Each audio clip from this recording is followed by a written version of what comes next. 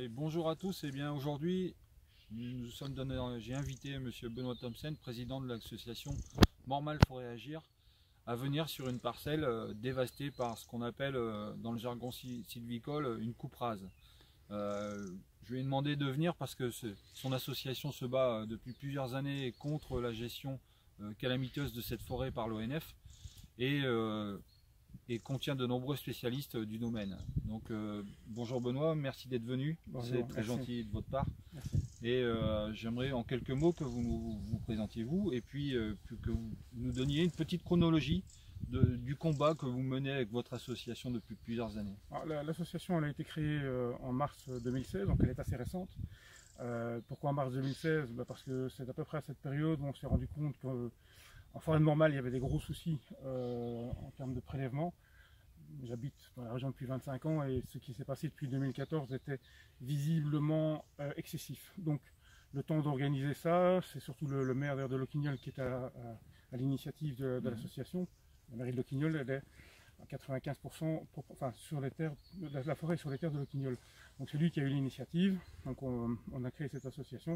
Et effectivement, le temps de se rendre compte de ce qui se passait, on a vu que les chiffres n'étaient pas du tout cohérents, que l'exploitation qui était normalement totalement encadrée par un plan d'aménagement, qui est un plan qui est réalisé d'ailleurs par l'ONF, qui date de 2014, est complètement dépassé.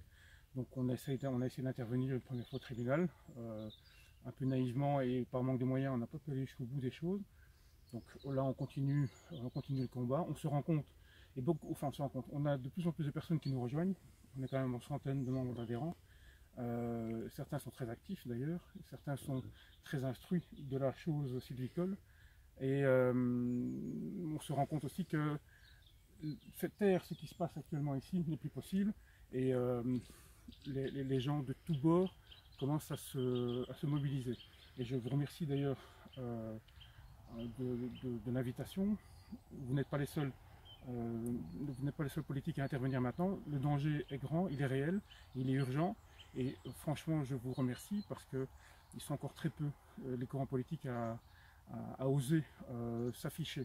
Beaucoup sont d'accord avec notre combat, nous soutiennent, mais voilà, vous êtes très peu à venir mettre, comme on dit, les mains dans le cambouis et à nous assister. Voilà.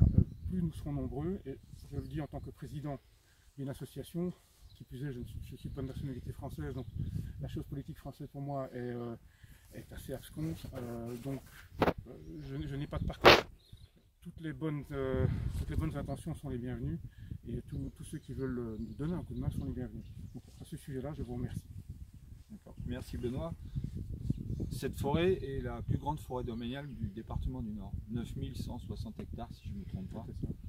Et c'est une forêt qui est en fait un poumon, mais qui est aussi et avant tout le patrimoine du territoire de l'Hainaut et du peuple français. Nous avons des solutions possibles. Un, la gestion de l'EF est clairement mise en cause. Les taux et les profondeurs de coupe sont plus importantes que ce qui est prévu dans un plan. Vous pouvez me le confirmer? La forêt de Mormal, normalement, doit produire 60 000 m3 par... on est censé extraire, depuis 2014, 60 000 m3 de bois.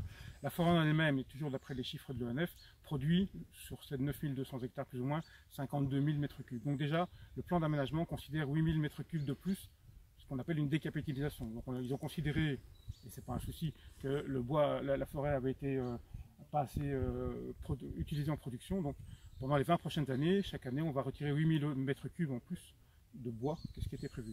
Le souci, c'est que nous avons la certitude, sur base des ventes publiques, que le taux atteint les 90 000 voire les 100 000 m3. Et avec cela, il faut encore ajouter le bois énergie qui est vendu par une filiale de l'ONF ici et le bois façonné, qui est également un bois pour lequel je n'ai pas de vue sur les ventes publiques. Donc, en gros, on doit être entre 120 000 et 170 000 m3 de bois extrait ici. Au lieu de 60 000. Au lieu des 60 000. Et à ce sujet, c'est assez compliqué parce que nous avons demandé à l'ONF les chiffres exacts de production de la forêt de Mormal. Et jusqu'ici, on n'a pas eu de réponse. Donc, on a dû passer par la CADA, donc la commission d'accès aux documents administratifs, qui nous a donné gain de cause et qui a demandé à l'ONF de nous répondre sur les volumes produits. l'ONF a considéré qu'une non-réponse était une réponse également. Donc depuis le début octobre, là, depuis fin septembre, nous avons introduit 2 plaintes aux tribunaux administratifs de Lille et de Paris pour qu'on nous donne ces chiffres de production de la faune normale et qu'on puisse confirmer, ou pas, ou infirmer peut-être, qu'il y a un large dépassement par rapport à ce qui était prévu. Attention que dans le plan d'aménagement, c'est un plan qui est signé par le ministre de l'Agriculture. Et les données qui sont écrites sont des données engageantes. Ce ne sont pas des détails, ce n'est pas donné à titre indicatif. C'est important de le savoir. Un plan d'aménagement, c'est ce qui définit la forêt sur ces 20 prochaines années. C'est 2014-2033. C'est ce qu'on pourrait appeler de la planification écologique. Très clairement. On ne fait pas n'importe quoi, n'importe comment. Et quand des hommes viennent marteler les arbres ici, dans une parcelle, l'exemple est mauvais ici bien sûr, ils sont censés savoir ce qu'ils doivent en retirer, en sachant très bien qu'au bout de l'année, on doit arriver à un total de 60 000 mètres cubes. Voilà, ça reste la base. Bon, et on n'y est plus du tout, évidemment. Là, on voit que ce sont des gros arbres, des chênes, des frênes. Ici c'est une coupe rase. C'est encore plus particulier. C'est juste une honte. On va appeler ça, on va utiliser les mots comme ils doivent être utilisés. C'est une technique qui est, on va dire, très française, puisqu'elle n'existe plus, ou quasi plus dans les pays européens. Je peux vous donner l'exemple de la Suisse, interdiction depuis 1856. L'Autriche, pareil. L'Allemagne, interdit de faire des coupes rases. Je ne sais pas si la caméra peut filmer. C'est une coupe rase d'un peu moins de 5 hectares. L'Allemagne, c'est 0,3 hectares de toléré. Belgique, c'est 5 hectares sur un plan d'aménagement tous les 5 ans. Ici, en forêt normale, on est sur 30 hectares par an sur les 20 prochaines années. Vous l'aurez remarqué qu'en termes de biodiversité, c'est quand même difficilement vendable. Le concept est un peu brutal. Je ne sais pas ce qui va rester. Donc, vous pouvez vous mettre après avec la caméra là-bas au milieu et vous écoutez. Ben, vous n'écouterez rien parce qu'il n'y a plus de bruit. Et comme aujourd'hui il n'y a pas de vent, vous n'aurez plus de bruit. Ici on entend peut-être des oiseaux parce qu'il y a un arbre qui est ici à 15 mètres derrière moi. Et sinon vous n'avez plus rien. Il faut savoir que cette parcelle-ci c'est une parcelle habituée des grands cerfs. Il y a eu le fameux cerf décapité qui a été retrouvé l'année dernière, il y a 2 ans. C'était là, il était ici. C'est bien cette parcelle-ci, donc c'est une parcelle qui est très fréquentée, enfin qui l'était. Parce que là c'est juste impossible. Donc cette méthode de travail est inenvisageable, ce n'est plus possible, ce n'est plus en tous les cas en 2018, ce n'est plus possible. Il n'est pas normal qu'en France on maintienne et on considère cette technique-là comme étant une technique qui garantit la biodiversité. Pour rappel quand même, il me semble que c'est la France qui a mené le principe de la COP21. On est censé récupérer le plus de carbone possible. Tous les arbres ici, tous ces puits de carbone, il n'y en a plus. Vous aviez des bois de mérins, donc là derrière, vous avez des arbres qui avaient certainement passé 200 ans et qui étaient à peu près ce que la forêt normale produit de plus beau. Voilà, tout est parti, tout a été bien coupé et étonnamment très rapidement embarqué d'ailleurs. D'accord. Voilà, on peut voir là ça, Sébastien qui nous fait une vue à 360, l'étendue des dégâts. Les dégâts sont multiples, hein. Donc déjà le sol va être lessivé, les prochaines pluies. J'ai des photos de l'année dernière, vous aviez les petits cours d'eau là-bas, vous aviez une des voisines ici m'avait fait remarquer qu'il y avait des têtards aussi dans les flaques. Évidemment tout ça c'est balayé. Et je ne sais pas si la nouvelle technique maintenant ça va être de planter dans X temps des arbres comme on plante des poireaux ou comme si on alignait des balais. Des manches à brosse qu'on peut voir dans des vallées où ça n'a pas lieu d'être. Exactement. Ce n'est pas en tous les cas ce n'est pas l'identité de la forêt normale, c'est pas de ce qu'on appelle la nouvelle agroforesterie. C'est pas ça l'identité de la forêt. C'est pas des longs chemins propres avec une enfilade de chênes sessiles. Ce n'est pas possible. C'est par ça que, dans tous les cas, le riverain ici, ou le promeneur, ou l'amoureux de la forêt, ou simplement n'importe qui voudrait voir une forêt, ce n'est pas ça. Alors c'est clair que le terme français forêt regroupe malheureusement ce genre de méthode là aussi. Il serait temps de trouver un autre mot. D'accord. Pour revenir à des choses plus terre à terre, parce que malheureusement le monde actuel est comme ça, est-ce que vous avez une idée du prix de revente du bois qui a été coupé ici? Oui, ça c'est un autre problème, mais ça a fait l'objet d'ailleurs d'articles de presse il y a 1 an. Ça n'a malheureusement pas donné, ça n'a pas été très loin. Vous avez une parcelle ici qui a été vendue en vente publique une première fois en 2016 de mémoire. une deuxième fois en 2017, je pense, c'était ça. Il y a eu en tous les cas 2 feuilles de vente, de fiches de vente, des fiches de vente de bois. Donc le professionnel et une fiche de vente, je pourrais vous les transmettre, c'est pas un souci, c'est public. Et la première fois, on a été étonné parce que tous les bois, les gros chênes qui sont ici, ce qu'on appelle les bois de Mérin, donc ce sont des grands fûts de chêne parfaitement droits. Des bois pour la construction de meubles ou... On est vraiment sur des lattes, c'est du bois de menuiserie, c'est du... Ouais. Si on devait remonter quelques siècles en arrière, c'est ce bois-là qui aurait été utilisé pour faire les mâts de bateau. D'accord. Parce qu'ils sont parfaitement rectilignes. Ils ne sont pas courbes, ils ne sont pas de nœuds, ils ne sont pas tournés, c'était parfait. Ce bois-là, il s'est vendu il n'y a pas très longtemps en forêt picarde pour près de 600 € du mètre cube.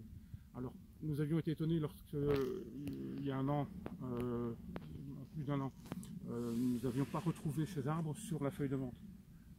Ils sont vendus séparément. C'était assez bizarre. Par contre, tous les arbres paysagers étaient martelés. Et là, on s'est dit, il n'est pas possible. Donc, on a contacté l'ONF, on a dit, il y a un problème. À ce temps-là, on espérait encore avoir un dialogue possible avec la direction de l'ONF. Et une deuxième feuille de vente est arrivée, donc à l'évidence ils ont dû supprimer la première. Et là, la quantité de bois était restée exactement la même, mais ils avaient sauvegardé les quelques arbres paysagers, encore que ceux qui restent là sont à moitié pourris, mais enfin. Ils avaient sauvegardé ces arbres-là, mais par contre, les bois de Mérin étaient rentrés dans le volume. Le souci, c'est qu'ils n'ont pas été valorisés. Ils n'ont pas été valorisés, c'est-à-dire qu'ils n'ont pas été extraits de la vente comme étant du bois de chauffage ou du bois habituel, un bois qui va se vendre à 30 ou 40 € du mètre cube. Donc il y a une entreprise ici qui a eu, soit elle a flairé le bon coup, soit elle a eu beaucoup de chance, et la parcelle a été vendue pour, je dois vérifier les chiffres, mais je crois que c'est 58 000 €. 58 000 €, ce qui nous fait que par rapport aux 1700 ou 1800 mètres cubes de bois qui étaient en vente, ça nous fait 39 € du mètre cube. Donc en fait, nous sommes venus avec des professionnels, attention, avec des gens qui étaient des anciens, des retraités de l'ONF. On est venu calibrer le bois de Mérin, donc ce fameux bois à 600 € le mètre cube. On arrivait assez facilement, et sans aller trop dans le détail, à 100 mètres cubes. Donc en fait, ces bois-là ont été revendus, je suppose, je n'ai pas accès aux données financières, Ferait-il que c'est une entreprise privée maintenant qui l'a fait. Ces bois ont été revendus a priori 100 mètres cubes de bois à 600 € du mètre cube, ça fait 60 000 €. Donc le gars il a acheté une parcelle ici de pas loin de 2000 mètres cubes et la simple vente de ces bois là a couvert l'entièreté des frais, du prix qu'il a amené. Donc en fait il a fait un bénéfice, calcul vite fait, hein. Si le prix habituel du bois est de 30 à 40 € du mètre cube pour du feuillu, hein, en vente publique, eh bien, il a fait à peu près 1700 fois 40 € de bénéfice. De marge nette, voilà. On dira ça. Oui, c'est ça, oui, parce que ces bois-là ont couvert l'entièreté de son achat. Donc nous sommes intervenus après pour savoir comment c'était faisable que l'ONF vende à si vil prix des bois de cette qualité-là. Et il nous a été dit, en fait nous rien, hein, on ne nous répond plus. Donc je crois que c'était La Voix du Nord qui a fait un article, et le directeur régional avait expliqué que de manière immuable, c'était leur méthode de vente et que c'était vendu comme étant la meilleure des ventes possibles, c'est-à-dire une vente publique. Ce qui, de mon côté politique, est une incohérence complète, puisqu'on entend l'ONF, qui est un épique, se plaindre du manque de moyens, du manque de financement pour assurer sa mission, et on s'aperçoit dans des ventes comme ça qu'on laisse partir toute une fortune sur le côté. Alors par des accords, on peut pas en avoir la preuve aujourd'hui, mais par des accords financiers qui sont peut-être des montages pour certaines boîtes, on ne peut pas le savoir. Mais en tout cas, ce qui est sûr, c'est que l'ONF dans sa gestion, sur une parcelle comme celle-ci, a perdu beaucoup d'argent, alors qu'elle en réclame à l'État pour pouvoir fonctionner. Oui, je ne peux pas considérer qu'il y ait autre chose que de l'amateurisme dans ce qui s'est passé ici. Malheureusement, ça se multiplie constamment avec l'ONF. Je n'ose même pas imaginer qu'il y a un montage frauduleux sur ce sujet-là.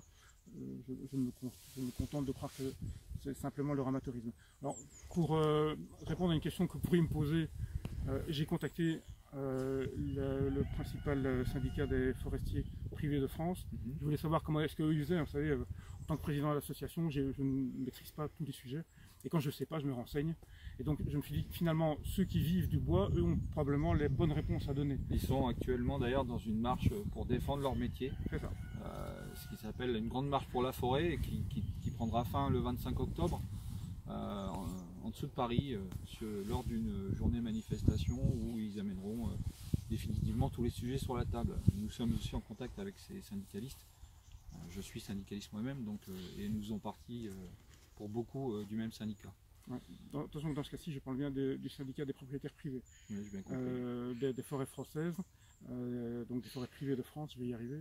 Donc je leur ai posé la question et je leur ai dit, vous avez un cas de figure comme celui-là, vous faites comment pour vendre vos bois de manière cohérente, pour en retirer finalement le juste prix, le bon prix. De bon prix pour continuer à l'entretenir et puis pour continuer à gérer de façon harmonieuse. Exactement. Alors la réponse elle est assez simpliste. Hein. Quand on a des pépites pareilles sur sa parcelle, on les vend un par un, hein, au plus offrant, et une fois que les plus beaux bois sont partis, il reste le tout venant, le bois de chauffage, et là ça part à 30-40 € le mètre cube, ça c'est une habitude. Mais ce qui s'est passé ici, quand je leur ai expliqué, il avait grand peine à me croire. Je leur ai ensuite montré un article de presse régionale pour qu'ils considèrent que c'était effectivement possible de la part de l'ONF. Voilà, donc quand on s'adresse à des gens qui vivent vraiment du bois, ils sont quand même fortement étonnés de ce qui se passe, en tous les cas ici. Je n'ai pas la maîtrise de ce qui peut se passer dans les autres forêts françaises, mais il semblerait que ça se confirme un peu partout. Donc, voilà. voilà. Alors, tant que j'ai eu cette personne au téléphone, je lui ai demandé finalement quel était l'intérêt d'une coupe rase. Parce que bon, l'ONF fait des coupes rases, après ils vont vous raconter que c'est pour mettre d'autres essences, le changement climatique, et j'ai tous les éléments de langage à vous donner comme ça, et j'en ai un paquet. Donc j'aurais demandé à eux, en fait, pourquoi est-ce que vous feriez une coupe rase? Quel est l'intérêt premier d'une coupe rase? La réponse elle est claire, hein. Il y en a deux. La première, c'est que si vous cherchez vraiment le rendement, une coupe rase, c'est 10% de rendement en plus. 10%, c'est pas énorme. Entre des bois qui sont extraits à la pièce et ça, 10% c'est ridicule. Et la deuxième chose, c'est finalement à quoi ça sert d'autres. Et ils m'ont dit, c'est comme si vous vidiez votre compte en banque.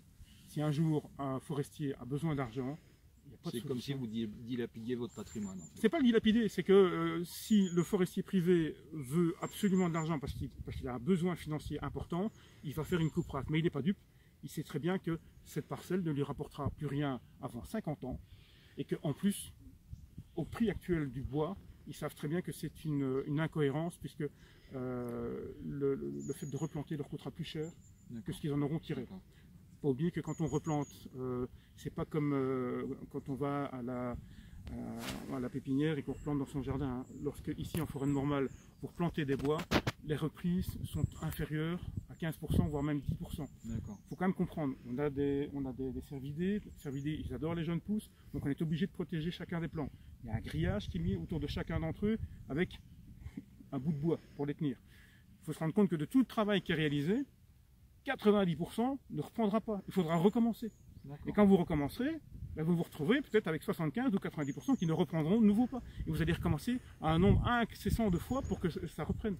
Ça ne fonctionne pas, le système ne fonctionne pas. Quand vous essayez de provoquer la nature comme cela, elle vous fait comprendre que ça ne fonctionne pas. C'est un prix incohérent déjà si ça fonctionnait, si tout reprenait en une fois, ce serait déjà incohérent au niveau financier. Alors là, je ne vous raconte même pas le nombre d'années qu'il vous faut pour régénérer une parcelle complètement et revenir et racheter des bois, les remettre. Investissement à refaire dedans et des choses comme ça. Et la main d'œuvre, etc. Enfin voilà, on peut mettre toute la liste qu'on veut sur les intérêts d'une coupe rase.